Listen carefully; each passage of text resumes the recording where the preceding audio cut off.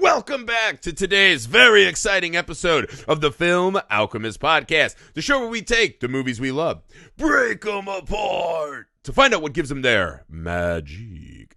I'm your host, Josh Griffey, joined as always by my friend, co-host, and guy who will help you throw a legendary party, Alex Dandino. That's right. Guys, as you know, we are knee-deep in the October Mega Marathon for this year. Today, we have the honor and privilege of starting a new franchise. This franchise is full of magic, gin magic. Not that Robin Williams shit from your childhood, as they remind you in the movie, gin magic in Wishmaster. So we'll be beginning our dive into the Wishmaster franchise. But first, guys, it's official. We're on Patreon. That's right, patreon.com/filmalchemistpod. The best way to help the show. The best way to get more of the show, the best way to help us grant your pod wishes. Yep. For as little as $1 a month, you guys can get in, join the community, see what we're working on, meet our awesome patrons over in our community gatherings. And as you climb the official Highlander tier ranking system, you get to vote on movies, access to our Patreon exclusive library that is filled up with awesome gems that you can only get on Patreon. We do a live commentary. We got mini-series. And if you continue up the ladder, you can even select a double feature of your choice. We'll shout you out and do all that good stuff. So we work really hard to try to make it worth your time. We know that not everyone can financially support. So for those of you who do and can, thank you so much. For those of you who are about to, thank you as well. And on that note, if financial support is not something that you're able to do, we understand that. Some other things you can do that help the show out. Ratings and reviews. Couple sentences, 5 stars, wherever you find and everywhere you find podcasts, helps us defeat these algorithmic sorcerers trying to keep us locked up instead of letting us grant wishes for the masses, right? So that's something free and easy you can do. You can tell all your friends to find the show, right? You can find us on social media. Email the show, filmalchemistpod@gmail.com. Just if you want to chat with us about any old thing, man, find us there. Maybe your wishes. Yeah, that's right. If you want to see these faces, right? See the face of fear. Go to YouTube. That's Film Alchemist is the channel name. Subscribe over there. So a lot of ways you guys can help and support the show, and a lot of you do so much for us already. So thank you. All right, man. New franchise. This is actually the lifeblood of the October Mega Marathon, right? It's really fun to have all our friends talk about horror movies they love. But the thing that I've come to love so much about this month is the franchise deep dive. I like going through an entire run, finding the shaggier entries, the mysterious entry, right? You know what I mean? I like to what really a way dive to put in it. The shaggier entries. Well, it's been we picked some franchises that have a little bit of that going on this year. Got some hair on their ass. Yeah, and I would say Wishmaster is one of those, right? It's a far from perfect franchise. But what I would say is that it is so much fucking fun constantly. Oh, yeah. And the Djinn, I think, is the great unappreciated movie monster of my life, right? Agreed. There are a lot of really good movie monsters, but I think the Djinn is right up there. And Andrew Divoff, right? I knew I was going to forget the last name. Andrew Divoff as the Djinn should be listed in the pantheon with the other great icons of horror. And as you watch this entry, right? So tonight we're starting it off with Wishmaster. This movie is loaded with horror icons, right? You've got Robert Englund, you've got Kane Hodder, you got Tony Todd. We got Reggie from Phantasm, right? We got a lot of people. Ted Raimi. You got a lot of people that you will recognize as horror icons, right? So the movie is paying homage to them, filling this pantheon up, and then saying, hey, let the Djinn and Andrew in the fucking club. And I think they even have the fucking Pazuzu statue from The Exorcist in his masturbatorium, his ancient masturbatorium. You know he does that. Come on. Those statues, those are not art pieces that get left alone. That's neither here nor there. That's not a museum. History is living in his pants. That's neither here nor there. But wow. I think Wishmaster is one of those I come back to. Again, it's easy from the outside to take shots at, all right, little loopholes here. the djinn and whoever he signs his hellacious contracts with, they're pretty fast and loose with semantics and the meanings of words. That's fine. Whatever. Take all that shit out. What is this movie amazing at, right? It is an amazing be careful what you wish for story with a mammoth of a monster at the core of the film. And I never am sad when I'm watching a Wishmaster movie. They're just fun as hell. So, Alex, kick us off on our intro to Wishmaster. You can be like the double title card reading assignment that I just bathe in. Oh yeah, I was actually I was actually trying to figure out how to, because after watching it, I wrote I tried to write some of my notes down and like what I want to say. Mm-hmm. I came up with this phrase because this is what gets Griff hard at the top of flicks. I have like 3 to 5 things that like instant rock hard. I'll give you a good rating. And basically narrated title cards. I mean, that's just straight up Griff nip right there. Like that will get you positively tumescent. Just a classic old D&D player who likes a little scene setting before I dive into an adventure. And it is like, and also so it's narrated by Angus Scrim, which is really the cool. Tall man. For the tall Phantasm. Man. Yeah. It's just this great, and again, it's this just like. It's just this holy, wonderful, like, yes, God created the earth and the universe. There is this weird, it's like, God made angels that would betray him. And then he's like, I need these people. But somewhere in between, he's like, you know what I really need? Yeah. These fucking... It's kind of the... we've all had that, right? You're of these in-betweeners, you know? Yeah. A lot of people... You meet people that you saddle up with, right? You have a relationship, and then it's like, oh, that's not what I'm looking for, I do love, like, in horror movies... That's what the djinn are. The thing I love about horror movies, and this is really, like, just... in the, like, particularly, this is probably why I like religious horror, too, a lot of the time, is, like... God's basically like Bill Lumbergh in Office Space, like the worst manager of like middle management's sake. Like, they constantly are shitting on God. Like, and God's constantly making these terrible mistakes. Like, who needs things in the void? Like, well, there's stuff between worlds, so let's just throw some assholes in there. Are we back to an angels to some, demons to another, right? Are we not the Fifi for gods and... I don't know. Oh, yeah, we are straight up Fifi. He made 3 creations, right, that are sentient, right? He made the earth, even give him the animals, right? He made all the fucking little animals and trees, right? That's pretty solid. Not bad. Yeah. He made angels, 50-50, not good, right? So then he made demons. And then he's like, oh, I'll try these fucking djinn people with these hoses and fucking just, bad reads of sentences and ready to destroy the world. Not great. And then he made people. Percentage-wise, like, also not great. They're like, djinns are like the contrarians of that time. They're like, oh, yeah. They're the original podcasters. That's what the djinns are. Don't lump us in with those terms.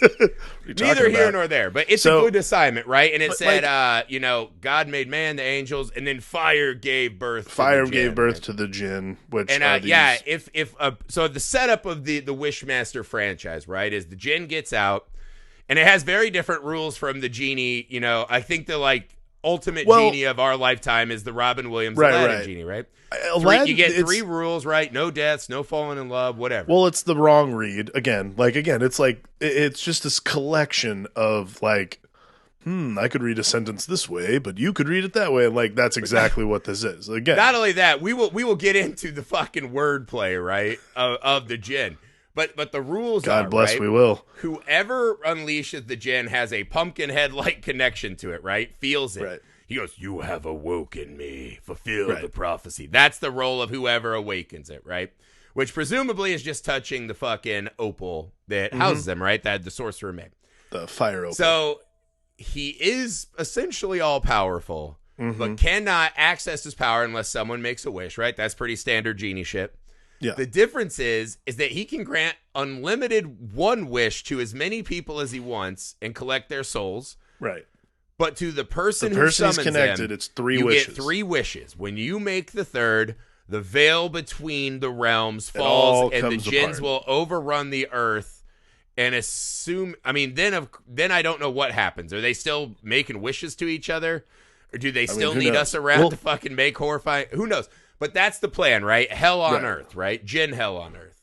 So we start in 1127 in Persia, And I had to here's the thing. I have never paid enough attention because the movie just starts with some fucking bangers. Just a fucking rager. Just like, it's this insane First place party. I would take my hot tub time machine is this party, for sure. This insane party that, okay, so I read this because, again, I've never clued into what he actually, so basically the emperor wants to see the wonders. He wants to see, show me one. He wishes for wonders. Apparently, that means just imagine all the craziest shit that could happen. And then all of a sudden you just hear that thing you do, and it's just the woe eaters. Yeah. In the corner. That would be an awesome multiverse. Show me wonders. It's just Steve Zahn winking at the crocodile dude, right? Yeah. So, and again, like, this might be my favorite opener for, like, kind of these, like, I know I'm saying I don't like Wishmaster, but, like, kind of these, like, B horror movies. Because there's been some fucking killer openers. I don't think it's a stretch to say that Wishmaster's not reaching for the highest levels of art. But this opener is, like, so, like, the court, whatever the court in Persia is like going fucking buck wild. And the first thing you see is this guy like get turned into the wall. And then the guy with just an errant hand trying to bite another lady's arm off. You're like, what is this party? See, this is the thing, right? And this is kind of the double-edged sword of Wishmaster, right? The guy in the wall, you're like, pretty weak. Like, that's like barely classic porno level animation, right? But then you go through, right? And we've got the monster guts trying to eat someone else. Tree face. You've got crocodile guy. Crocodile guy's after my favorite, though. Yeah, the skeleton coming out of the fat man. That is just the best. You've got, God, I mean, they just have so many, right? It's just this wonder of practical effects and makeup that are fucking it's awesome. Fucking That's awesome. the Robert Kurtzman playground right there. Yeah, right? Robert Kurtzman's best known for being like a makeup artist for like a lot of like really, really awesome shit. Mm-hmm. But here's my question. Now, if the emperor wishes to see the wonders, see wonders of the world, so to speak, if all this pain's inflicted on the people that he is governing, essentially, is that like, are those sub wishes? Like we were talking before the show, like the dude who has the skeleton explode out of his body, which is just like one of my all-time favorite. Like he runs like, help me,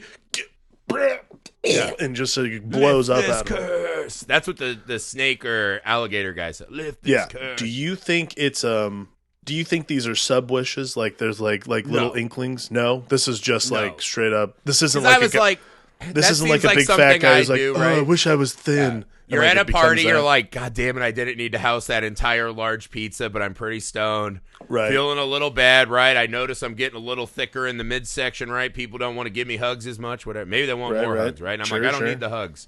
Back off, I'm sweating, right? And I'm just sitting there like diabetic and sad, like trying to process carbs. And the gin's like, what do you wish? And you're like, I wish I would have fucking not eaten that pizza. I wish I could drop a few LBs. And he goes, as you command. And all of a sudden my skeleton comes out. And you're like, you got me. That's good. Yeah. That's good. You got me. But, you got me there, Jin. Well done. What we see by the end, because that was my thing. I'm like, who the fuck wished for the alligator thing? Where some guy's like, I want to be inside an alligator. And they're like, all right, perv. Alligator guy, right? Like, done. You know what I mean? So what I think we see at the end, because this happens at the book end of this, is Robert Englund's fucking rager, right? Right, yeah. And what he says, like, I know a person who threw a party that went down in history for centuries, right? And Robert Englund's like, God, I wish I could throw a party like that. He's like, your wish is my command. Your wish is my command. And so what I think is really fun about that scene, right? Because the Jinn in this movie has such a raw hatred for humanity. Yeah. Right? Despises us. It's kind of the classic. He works as any agent in a demonic movie you've seen, right? Jealous of mankind that we get the earth, whatever. Right. Yep. He's going to take us down a notch. How dare God love us more than the fucking slimy green people that just want to fucking argue about the meanings of words, right? Of course. So he's going to punish us. Just one of those what you see contrarian dicks, yep. Yeah, by a lot of what he does, right, is trying to find ways to take what you want and weaponize it against you, right? Right. At the end party, I think it's fascinating because one man's wish over his house, right, his domain, his party, And all these people have decided to be at that party. Gives him carte blanche now to fully access his power. Right. And use, because that's the scene where we see the Jinn's imagination running amok. So I actually think that ending's pretty cool. We'll come back to that. I do have to say, though, the one thing about the Wishmaster franchise is you get going. Right? Because, obviously the Alchemist, gets him in the fucking gym, whatever. Right, yeah. He comes to New York, by various ways. I think what you get to by the end of it is you're like, again, I don't know. Who do you think assigned these powers have to come from God, right? God's favorite hobby is putting people in positions to fail and just being like, I knew you would do that. I made you. I know everything. Are you asking me to debate the theological origins of the Jinn? That's exactly what I'm doing. That's 100% what's happening right now. Okay. So the Jinn signs this contract with God, assuming, right? Right. Let me whip out my old Bible. Yeah, I'm gonna get the fucking the more weak of your flock to try to fucking circumvent. Right? They're gonna become gods of their own kingdom, and I'm gonna fucking get them. Right? Fair enough. Sure. So the Wishmaster is doing God's work. I don't know what kind of lawyering they have in heaven. Some of the wishes that he grants. And this gets worse as the series goes on. They're not even fucking close to what people are asking for, right? So the first guy we see is the beggar, right? Famous character actor. He was in some John Carpenter movies, right? Great old guy. Right, He's arguing with this fucking pharmacist, Reggie from Phantasm. Like, get the fuck out of here, right? And they're yelling at each other. Right. So I got your big swing of taxes right here. They're fucking, I wish you would die and float down the gutter so I could piss on you. And, he comes to the alley and there's this great shot of the fucking Jinn, right? Just kind of covered up and hiding in the shadows and the trash. And he's just like, how much did you really mean those curses you said? And he's like, yeah, I mean it a lot there, feller. Right? And they start talking. And he has this line, right? Like, I'm a friend, perhaps, right? You have a soul. You have more than you think, right? Not just this cigarette or whatever the guy offers him. He's like, you have a soul. Right. And, what I love about that line, too, is because he asked the guy, how would you do it? And he goes, really think about it. Enjoy it. Put some thought into it. And I was like, so this isn't just a fucking wham, bam, thank you, ma'am, in and out. There's something extra for the Jinn in watching these people form these cruel actions. It's not just trying to, like a fucking factory, just get the wishes out as fast as possible. He is reveling in the malevolence buried within us. Dare I say it's kind of sexual? Just saying. You think it's sexy? I mean, not me, but it does feel like of all the if the Jinn are going to be able to get off at any point, don't you think that every time someone makes a wish, oh God, yes, oh yeah. Oh, wish that shit up. Oh, yeah. Oh, I got to go polish my little opals. Excuse me. I got to get the fire opal. Oh, wish it up. Yeah, give me that wish. I think it's fair to say that the Jinn's a little fucking proud of himself often for doing such a bad job at wish giving. Yeah. Okay, yeah. Can we... So but that wouldn't make sense, though, right? Because he's like, I want him to get cancer, right? We cut inside, and the pharmacist... just body decays and melts into just one big tumor, right? Yeah. Awesome effects, great scene. The fucking guy sees him and runs away, and the Jinn is now collected a soul, right? Mm-hmm. So now we know the game. And also we see that our leading lady, she's fucking connected. She's like, Tammy Lauren. Yeah, she feels what is going down with this guy. Right. So I think it's a fun game, right?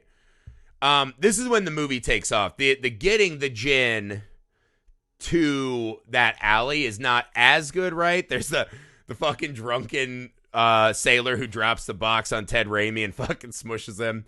Yeah. And then some guy just snakes the jewel, right? Then the jewel gets exploded by a fucking laser for the guy that's like, maybe we shouldn't be tennis buddies. Yeah, so basically, that's one of my favorite bits of that's one of my favorite bits of bad pseudoscience.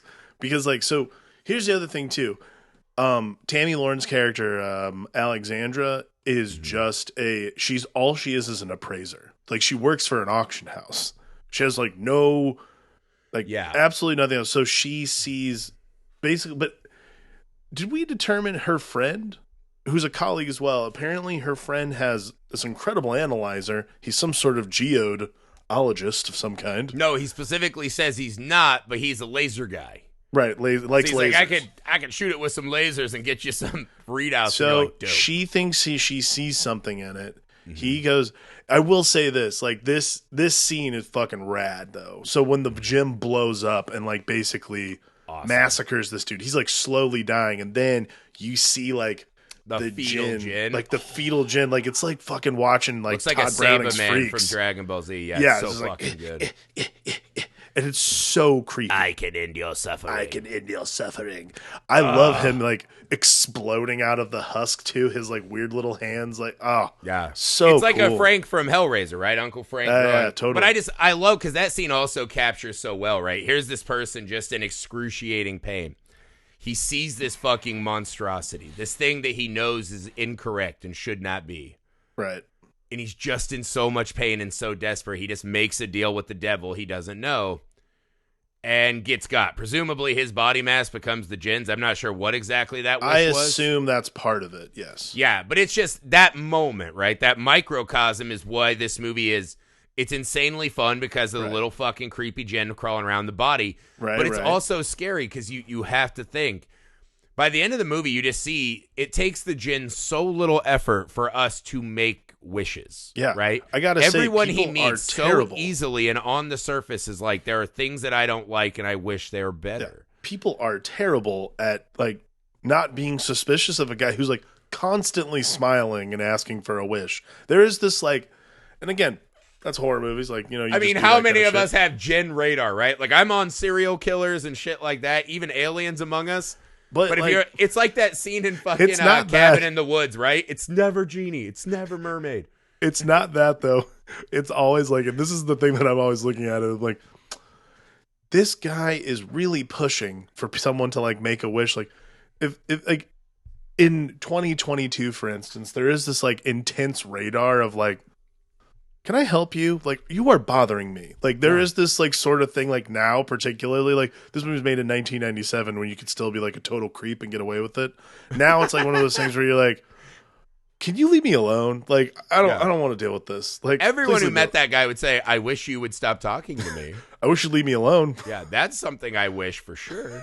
Because it's funny, when he puts his fucking face on, right, I guess it was just a crew of bruisers in the morgue, right? Because that's the face he lands on. No offense. No. Wow. Oof. Well, I was just like, what was it? A lot of other face traumas in the morgue? Yeah. I'm sorry. Tapping the strikes, huh? I think it's important that he has the fucking face of a scary monster man. Old Griffey Pitt over here. Jeez. All right. I'm not here like fucking, Joan Riversing his fucking physical attributes. I'm just saying, not the best disguise. If I was a djinn and I looked under, there's like 6 beds in there. You're telling me there's not like a mom? Just like a fucking nice looking, innocuous babysitter face? Yeah, right? There's not an old man with like a nice, cute, bald, like little tuft of hair, like an Uncle June from Sopranos. You literally said, who's the guy who looks the most like he'll tell me to put the lotion in the basket? Yeah. Well, and that's whose face I'm going to fucking fingernail off and glue to my own. Who's the guy who would most fit in at the structure location they found to shoot his like? I'm telling you, and it's great for an actor who's doing horror movies, but that is the face of don't go near his windowless van. That's an untrustworthy face. When you look at his face, you're like, there's nothing trustworthy about this guy. It's the scene when he's in the thing and they're like, oh, you just put a suit on it? Great. And she's like, yes, all right. Now this is a literally look that put I a suit. am a fan like, of. oh, I'm so attracted to your face and suit. Yeah. And so the moment she gets like mannequined, right? Like a classic Twilight Zone. See, that's a great wish. It fits exactly in with what they're saying. You're like, yeah, you should have seen that coming. That guy looks like a shark. That would have been one where you've been like, can you leave me alone? I wish you'd go away. That's the I wish you'd go away moment. Honestly, of any of them, that is the one. The Jin must have like those fucking Wolverine pheromones, because at the end her sister's trying to get clapped at the party and it's like, am I drinking crazy pills? Is he casting a spell that I don't see? Like, what? Does he have those fucking sweaty tennis hats he's putting on everyone? And they're like... Everybody's like... Yeah, I always think that too. Like, it must be part of the spell, maybe, of like forcing people to say something like stupid so he can catch them. Really? I think we won it. And I think what's great about Andrew this role, Andrew Divoff, trying to get it right. I'm bad with names. But what I think is great is he's one of the very fucking few of the horror icons, right? It's like him and Tony Todd to me. Equally awesome whether they're in monster outfit or human outfit. Sure. And what he accomplishes when he is in human form, right? He still looks like this twisted gargoyle-like djinn that we've seen before. Totally. It's almost like we see that coming from beneath his face. Like it doesn't fit, right? Like it's an Egger suit from Men in Black or whatever. Mm-hmm. Totally. And his ability to project that just pure hatred through his skin and muscles and everything, where it feels like I'm still looking at the djinn. And so everyone, it's like, why do you not say this? You know what? It's really rare, though, but of the great horror icons, there are not a ton of them that are equally as scary. I think it's really just him and Candyman. Yeah. You know what I forgot equally scary in any form. You know what I forgot about this movie, too, is the, like, Mark from Bork vibe that we get. Because while he's walking through the world, he's sort of like, yes, I don't. Like, he literally walks into the police station. He's like, can I have an address? Like, no. Have you ever been to a police station where like, God, dude, yes, this is the best.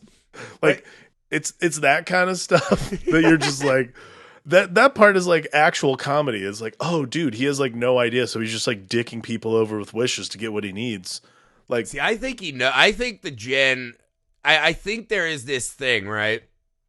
And I don't know. This movie is somewhat based in like a Christian mythology, right? Like part 2 takes that to the extreme. They're like, what if Wishmaster was a Creed video porno? And you're like, all right, fair enough. This one, not as much, but it still comes from that place, right? And I remember as a kid, you get to that age where you're like, hey, mom and dad, like, I want to stay and watch cartoons. Like, we can admit that all of this Christian stuff is bullshit, right?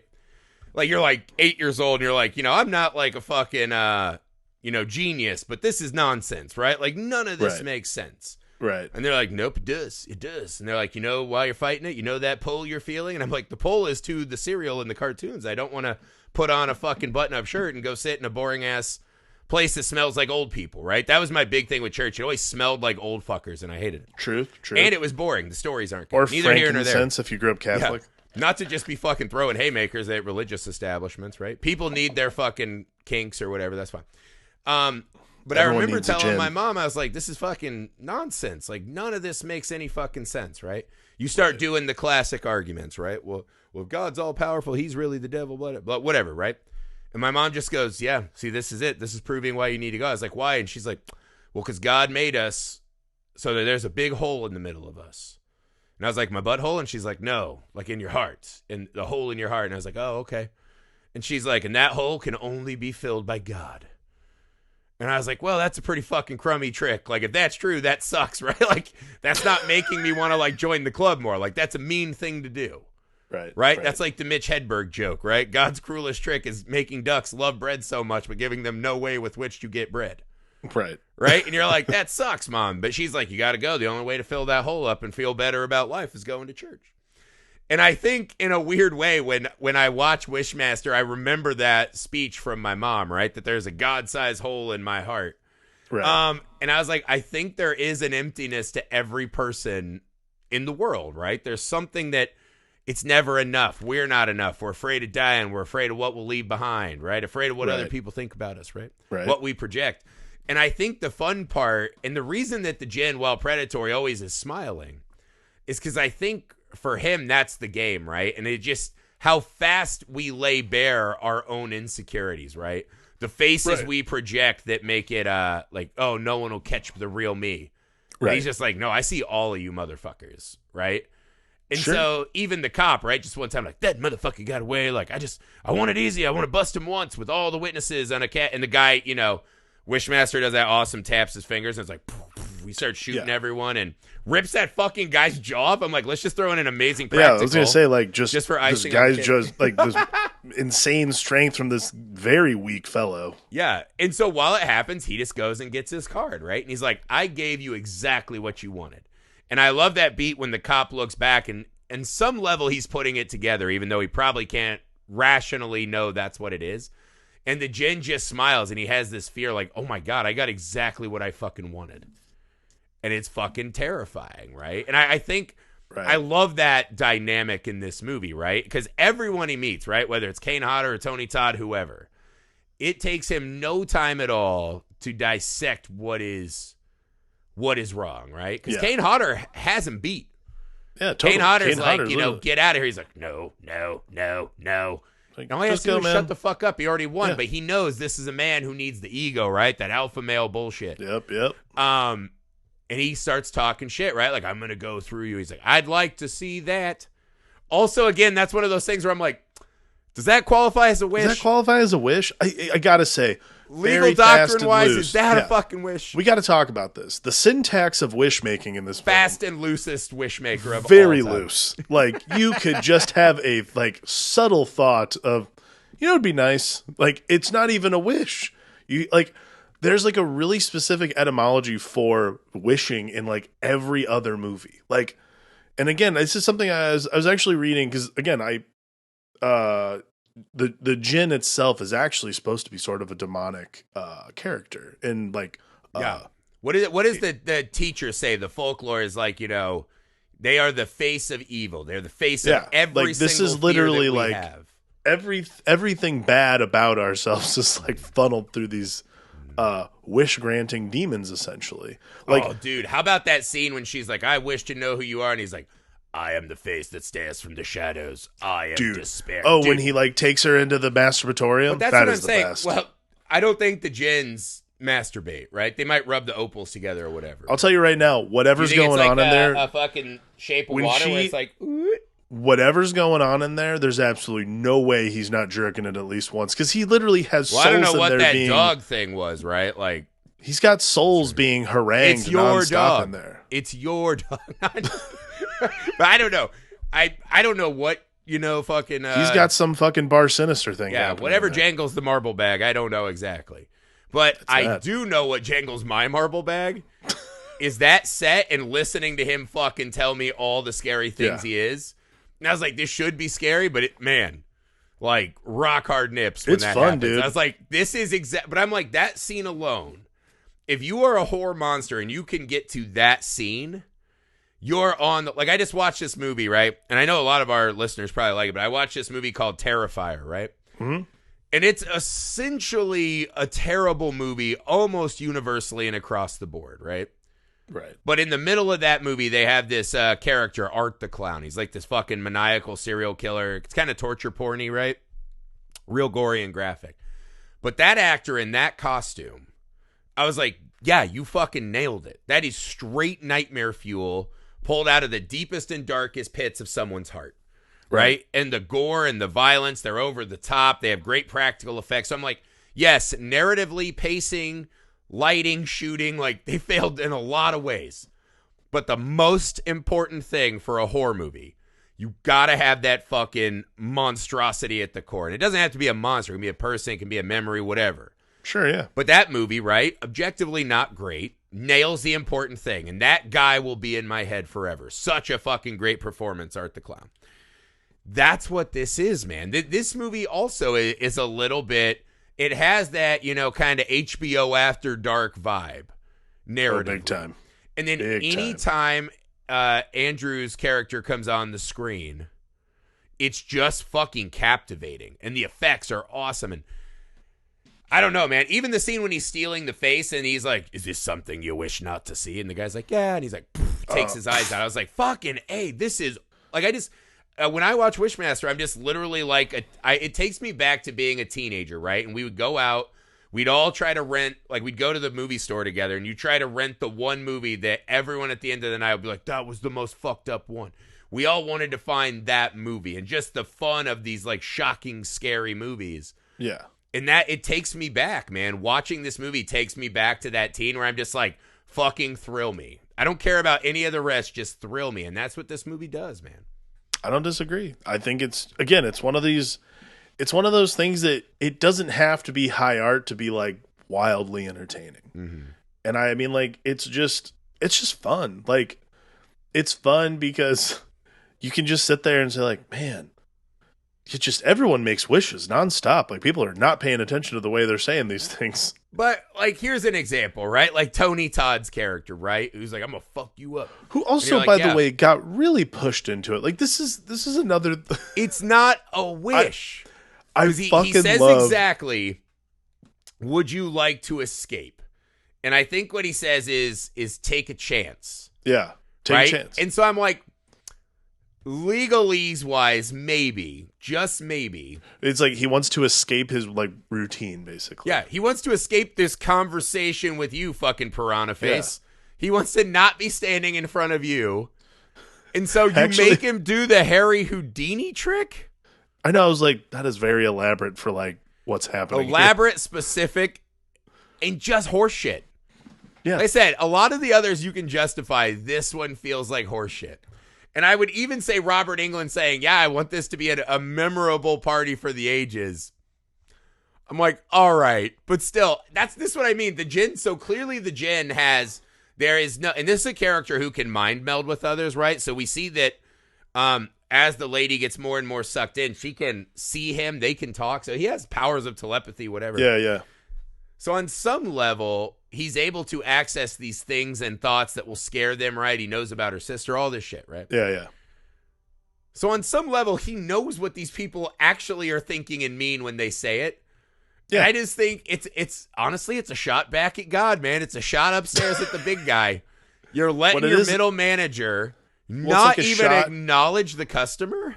Yeah, it's like a shot at free will. And yeah, like it's really like this thing of like, it's not even be careful what you wish for. It's like, just don't talk to strangers. Like, clearly this is a problem. It's not even be careful what you wish for, because it's not like, I want a bigger dick, and then your dick's like 8 feet long and you die of blood loss. Like, that even kind of makes sense. When Robert Englund's just like, I want to throw a memorable party, and you're like, that didn't include my statues coming to life and fucking, macing people in the face. So cool, dude. This is another one. Here's the biggest cheat in the movie, right? So the girl's just like, you see right through me.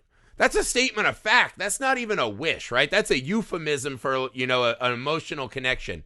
She turns into glass, and you're like, that's stretching it. I don't think that's a wish, but now you're in the Wish Thunderdome, so maybe. Why the fuck does she explode?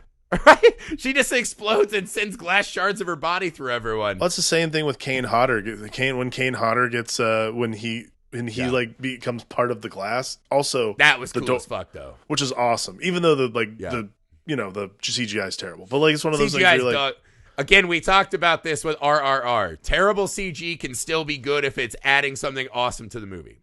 Absolutely, doesn't have to be realist. But yeah, it was one of those. Like, it's always one of those things where, again, what makes watching this movie fun, and this goes for like a lot of movies that, aren't necessarily going to be your favorites, but I love watching Wishmaster because like listening to how people wish in this movie is so entertaining. Like, wait a second. Like it's just like, there's that. And then Alex, the appraiser who is connected to him again, somehow simply by touching the opal, I guess. Yeah. Like she breathes on it and wipes it on her shirt before she looks at it the first time. Which apparently, yeah. So the guy who stole it apparently never rubbed it the right way. The fucking pawn shop guy never rubbed it the right way. Yeah. The there's a fucking lot guy of who hires rules. Alexandra did it. Yeah, there's a lot going on. There's a lot of rules that are played with fast and loose, but this is like the part that I love, that scene where she walks into the old lady friend's house, and he's like ripped her face off like he does with everyone else. Oh yeah. And then she's like, he's like, make a wish. She's like, I wish you'd blow your fucking head off. And he's like, and again, like, awesome effect. Awesome effect. It's like, I can't hurt myself. However, if it makes you feel better, that hurt like hell. Yeah. Oh God, just awesome, right? That hurt like hell. That which is eternal cannot die. But also, so this is the thing. So the Wishmaster pretty much kicks this lady's door open, just starts like brutalizing her, and then he's like, do you wish this to stop? And she's like, well, yeah, fucking asshole. Great. And then he fucking usurps her face like he's in House of 1,000 Corpses. I was like, that doesn't seem like legal. Okay, this is so by the cosmic rules. By the way, this scene is like This scene is always like my favorite because it is. I'm this, just saying, do you think that Satan from Devil's Advocate watches this movie and he's like, come on, come on? I think. I think if they had an Al Pacino cameo of him in the Devil's Advocate, he's like, I'm a fan of man, but you, my friend, Yeah, you're a golden goose. I'm a fan of man, and you are boning them left and right. This is horse shit. He's just like, call up the fucking legal department. We're going after the Wishmaster. What I love about that scene, though, where he like blows his brains out, is because like the reason she's able to do that, he's like, in the spirit of fair play. You had a free wish. Okay, hang on. What? So she gets a free wish. Yeah. And it's not some like weird, like, let me twist your words. With the corpse of a woman right behind him, he's like, I'm really just about playing fair. It's great. Honestly, I'd like this to be a fair fight, so freebie. Do not pass go. Do not collect $200. A freebie for you. I will say this. This is another shot back at God, I guess. But I love the thing that God created these like two henchmen, right? The prince of the jinns. Yeah. And then Satan, right? The angel that he made to betray him, whatever. Who's sitting down in hell. And he's like, Satan, all you got to do is fucking knock up a lady and have a kid. Like, that pretty much will do. And Satan's like, nice. Never gets it done. The one easiest task in the world. Children all over the world, right? Fucking 15, 16-year-old kids are getting knocked up every day in the back of shitty cars. Satan's just like, this is rough. This is rough. And then the jinn, he's like, all you got to do is get one American to wish for three things, right? Utilize their greediness. And he's like, nice. And he can't do it. And I was like, you guys suck. You guys suck at your jobs. Do they just suck at their job that much? Or did God make it unwinnable? I mean, I think that there's an unwinnable element to it. They are meant to be losers at all time. They are just literally fucking dumpsters. This is again that This is again that I'm gonna thing. pour my wishes in you and not wipe off, and that's it. You'll get nothing out of it. This is again that thing of like God's. Was that aggressive? God's like a little bit. But do you wish I hadn't said that? I'm not gonna say anything because I'm gonna move on. Do I look like a piranha faced gin? Poor Andrew Divoff. No, predatory. It's a good attribute. We're gonna get letters. No, actually, it's good just his smile. Yeah, he looks like he wants to eat our faces off, and it's amazing. The thing that I always note about this movie is, and I mean, to me, that's like the crux of the argument when it comes to God. Like God is always the omnipresence of God in a lot of like fiction, like religious horror and that kind of thing is like Devil's Advocate again. It's like God's a kid with a fucking anthill. Like he's literally just like seeing what's happening. So like for all these like bad actors essentially. Sorry, weird. I hear something weird in my house. Oh, you're getting fucking freaked out. I think the ginn's coming. Yeah, he's gonna put on your Nicolas Cage face and just fucking rage all over you. It's like raining. Weird. Either way, so I didn't wish for that. Yeah, that's fine. For all these bad actors, essentially, like God is somehow, without doing anything, still better than them. It is like the ultimate trick to play on your middle management. Yeah, that's truly more entertaining than anything. Is like, well, I'll give you guys some like power over these like stupid animals I made, but it's just like, is God like Jim and fucking the Jinn and fucking Satan are just Dwights? Yeah, just constantly getting their fucking shit put in Jello. God is literally. Someday I'll be the assistant too, and it's like, well, God, it's just in these kinds of in the context of these movies, particularly, God is literally Jim, like looking at the camera, going, "Well, there you go." Well, here's the thing too. Hey, fucking Wishmaster demon guy, who fucking chose to blow up out of your gym when we know you can just come and go as you please, fuckface. Secondly, you picked a face of a man that looks predatory. You know what I mean? Like he's going to put on mom's fucking skin and hat and fucking attack you with a knife in the middle of the night. You chose that face. Also, here's the other thing. Maybe grant a goddamn wish the way someone wants. Yeah. Right? Maybe if someone wishes for money, Like, see the one cashier, he goes, do you want cash or credits? She goes, cash. Put a fucking wad of hundreds in her bra. You're like, that's playing to the crowd. That's throwing red meat to the crowd, right? Well done. So if Alexandria, she's like, well, I'm having boyfriend troubles. Bam. Fucking big dick statue man right here. Everything you want. Is that what you want? No. Poof, he's gone. Right? You want a fucking hot lady? Boom. Boom. Whatever you want. Yeah. Right? Do you think... Here's you want a fucking flying car? Boom. Why doesn't he grant wishes? And I this think is that's the thing, a good because point. his fucking pure hatred for us cannot be contained. God made the rules to where the Djinn hates us so much and is so malevolent that he cannot help but expose himself to us at every turn. Right. I think that's a really good point, because if the Djinn was granting good wishes, yeah, I mean, you would be done in seconds with if the Djinn came to me and said, Griffey, you can have the 6-pack, right? You can have Jason Momoa replica to follow you around and be your friend and wrestle with you. And you're like, great. Right. And then it's like, and your back won't hurt anymore. Because you're not 30 anymore. And I'd be like, fucking A, sign me up. Boom, end of the world. It's that easy. It would take 5 minutes for me to end the world. It would take 5 minutes if it wasn't some twist on the wish every time. Yeah. Stop overthinking it. Yeah. Like, come what on. are you, the fucking New Yorker over here? You're just writing these fucking articles no one wants to read? Yeah. Yeah, like, exactly. what the fuck is wrong with you? Don't overanalyze the syntax, my friend. Just go with it. And he's like, make a wish, or else your sister's gonna be in a fucking hell painting. And also, this is the other thing. If I was the one who summoned the demon, he's like, now you're at this fucking rich orgy party, right? And I'm like, all right, cool. And he's like, watch them all fucking die. I'm like, all right, I don't know any of these fuckers. Yeah, who cares? Like, fuck these people. I'm gonna leave out of here, and you can't do shit. I'm getting to out me. of here. Yeah, That's fuck you. I'm not gonna fucking make the wish. Yeah, You're the one who whole needs plan, me. Yeah, his plan is terrible. You think he would have learned from the fucking wild Island of Dr. Moreau, an Army of Darkness party he threw hundreds of years ago. Yeah, hey, no.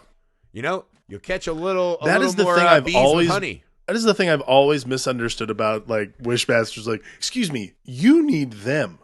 Yes. Like, killing these people seems wildly counterproductive. Because again, God is fucking mocking the Djinn to their face. He goes, I made you and didn't like you. I deleted you. Or, because that's the thing, because God's all powerful, he'd have to know, right? In the fucking many loopholes that exist in religion, he made them specifically to laugh at. Is all they can do is fucking serve wishes and fail. Right. Maybe they're just like his little labradoodles. They're his Jersey Shore. Yeah. He loves to watch it because he's just like, this is destined for failure and trash. Yeah. This is his like kickback watch reality TV thing. Yeah. Exactly. Sense. He just laughs at the Djinn and the demons, and we're just like right there to serve, right?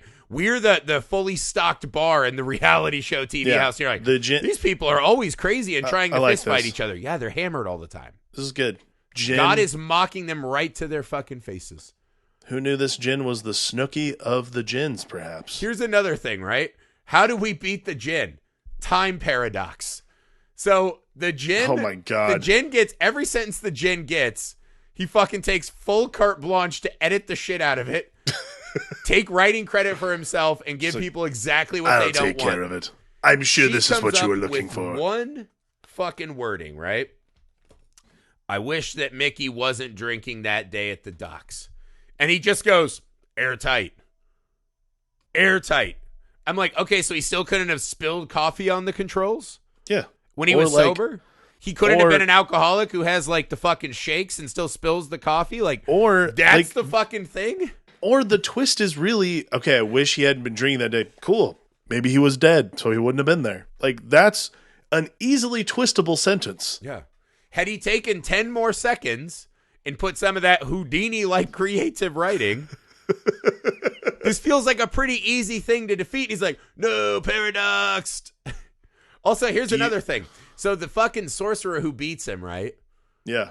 You just put his statue in a fucking, or his little gym in a concrete statue? Throw that shit in the ocean. What are you doing? Yeah. So this is what I mean. God sees no threat from the Djinn. Right. It is kind of the thing that every Satan and demon movie comes to, is you're like, at the end of the day, they cannot win. Right? And I think us as even if you're not a Christian in America, you're always raised with that point of view, it feels like.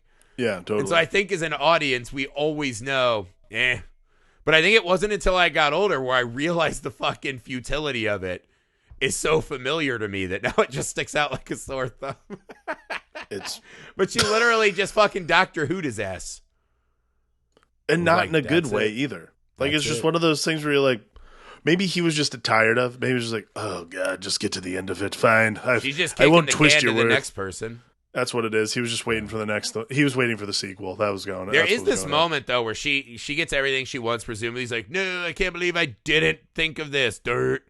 Right? Like, and he fucking ends up back where he was. Right? He can't find some other way to fucking defeat them, which seems crazy. But you know, at the end, right? She goes in and gets a kiss, puts the guy's sweaty hat back on him, and I'm like, "Are we just gonna keep this fucking worst dating tactic ever going? The sweaty hat pass?" Right. But as she leaves, right, she gives him a kiss, and he goes, "Are you all right?" And she kind of turns and doesn't say anything. Right. And then we zoom in on the gin and the fucking opal, right? And he's like, "Rah!" Right? And that's the end. And I was like, are they trying to tell us that she's not okay? That maybe the gin still has a hook in this? Like, they're still in his narrative? I thought about that, too. And I feel like, no. It seems kind of pointless. Yeah. Like, not because of that. Doesn't accomplish a lot, but. Not because of that, but more just because, like, I hate to put it this way. It also feels like, well, it's the end of the movie. I don't know. Do you want to set up a sequel of some kind? Like, yeah, sure, whatever. It's fine. It's like, hey, remember that boyfriend we fucking exploded that you really weren't invested in? He's back. He's back. He's fucking back. He's back. You know what every woman loves? Friend zoning. Is the guy that she is friends with just being like, hey, we should fuck more. Right? Like, women love that. That'll be great. He's back for you to mentally abuse and friend zone until the end of time. I know you just went over like a really hard breakup. It's been 6 weeks. I've been marking it in my calendar and cutting it into my arm the days. She's like, He goes, I think it's time that we fuck. And it's like, gross. I just came out here to burn some calories and get some steps on my Fitbit, you motherfucker. But no, thank you for bringing that sweet emotional tie back. I don't know, man. To me, again, I love movies that can rise above structural insufficiencies, right? Agreed. The story of this is a little bit out there. The rules are pretty fast and loose.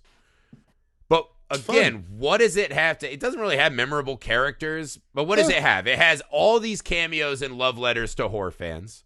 Yeah. And at the core, it has this monumental titan of a monster that you can't wait to be thrilled by. True. Wonderful practical effects. It feels like hey, we're also horror fans and lovers. We're making this for you in the very best way. And I fucking adore my time. And again, I think the Wishmaster should be in the pantheon of most awesome movie monsters. I think what's awesome about Wishmaster particularly, the djinn itself, like, I agree with you. I think it should be in that pantheon. If you do a top 10 of humanoid monsters, he has to be on that list. Mainly because, and this is like the thing that makes like perennial horror villains so great, like Freddy, Jason less, but Freddy particularly. Like I like Freddy Krueger's my all-time favorite, probably. Yeah. Like what makes Freddy so interesting and worth watching is because it is something that's in your mind. Like you can't escape your mind. So like to me, the djinn is adjacent to that in a way that like you can't escape your desires. Same thing. Yeah. Well, the djinn, Pennywise, Freddy, Candyman, these are characters that prey on the things inside of us, right? Yeah, totally. Whereas your Godzilla, King Kong, Jason, like a lot of those, they're just slashing up the meat. Mm-hmm. Right? And they might churn up fear, but there is something penetrating. And when you get the right actor who has that kind of personality that comes through, I mean, I feel like the djinn, like the voice and the eyes and the fucking piranha stare. Totally. It's like penetrating. You feel the icy cold. And again, a movie that's kind of just fucking like schlocky fare. He so elevates this movie. So yeah, that's it, guys, for Wishmaster 1. That is not it, because we have 3 more movie wishes to grant to you, the audience. So we will return. Whether you like it or not. Hopefully you like it. You guys know the deal. 31 days, 31 pods, the October Mega Marathon, our favorite time of the year.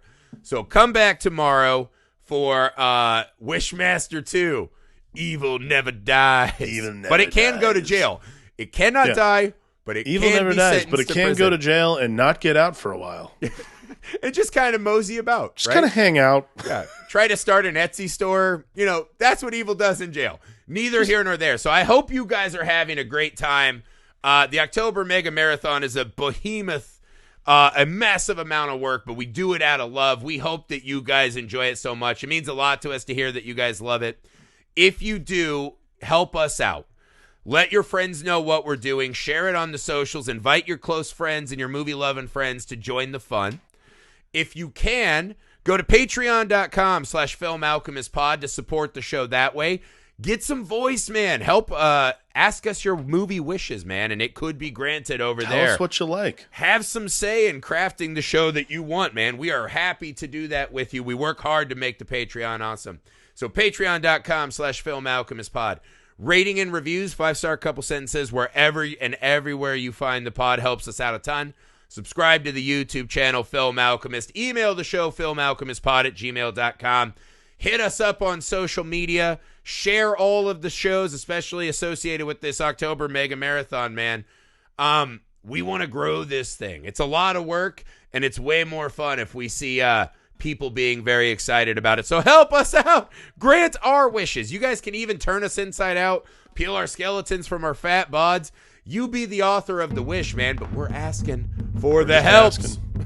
All right, so we'll be back tomorrow with another amazing horror movie, Wishmaster 2. Until then, for the Film Alchemist, I'm Josh Griffey. I'm Alex Dandino. Bye. Goodbye.